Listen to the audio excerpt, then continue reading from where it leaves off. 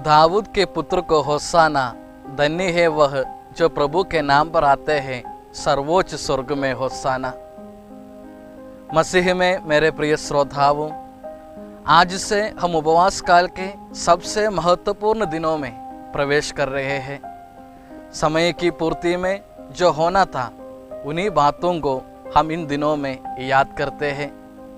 यही दवार अनेक नामों से जाना जाता है। खजूर दवार, होसाना दवार, दुख भोग दवार आदि।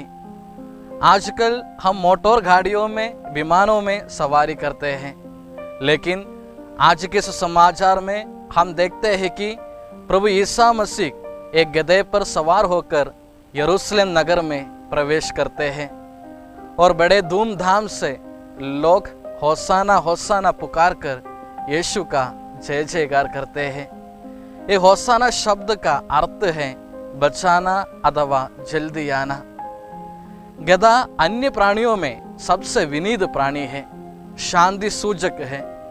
ईश्वर होकर भी स्वर्ग छोड़कर पृथ्वी पर जन्म लिए यीशु एक गधे पर सवार होकर हमें यही सिखावट देते हैं कि हम भी उनके जैसे विनीत और विनम्र रहे।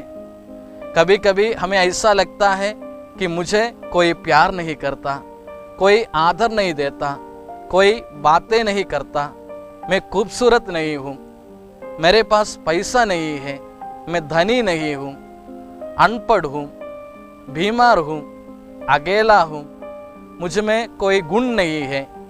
इन्हीं अवसरों पर हमें सोचना चाहिए कि यदि अपना आचरण सही और स्वभाव नेक है तो हमें भी यीशु अपना वाहन बना सकता है। यीशु के लिए हम सब मूल्यवान हैं और उससे हमारी ज़रूरत है। वह हमें कभी नहीं छोड़ता क्योंकि हम सब उसके बच्चे हैं। आज के पाठ उस भारी भीड़ पर हमारा ध्यान आकर्षित करते हैं जो प्रभु यीशु को राजा मानकर सड़क पर कपड़े और डालियां बिछाकर जय जयकार करते हुए उनका स्वागत करते हैं। उन्होंने राजा दाऊद के राज्य की और मसीह के आगमन के महिमामय क्षणों की परिकल्पना की।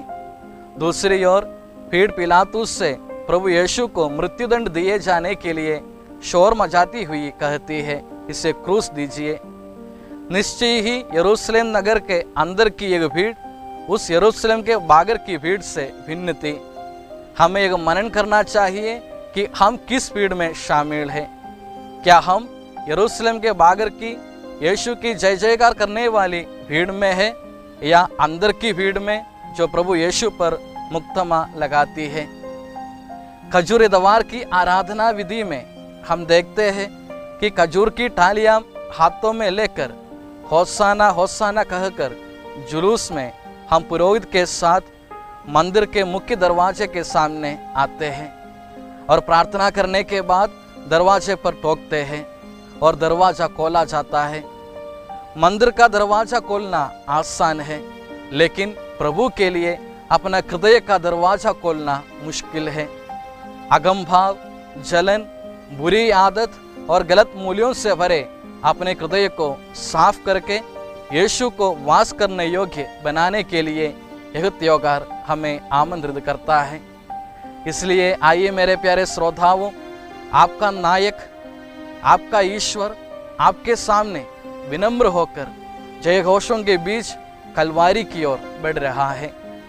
आइए हम भी विनीत होकर उनके साथ इस पुण्य सप्ताह में प्रवेश करें, ताकि हमारे लिए भी इस साल का पास्का त्योहार नवीनीकरण का अनुभव ला सके।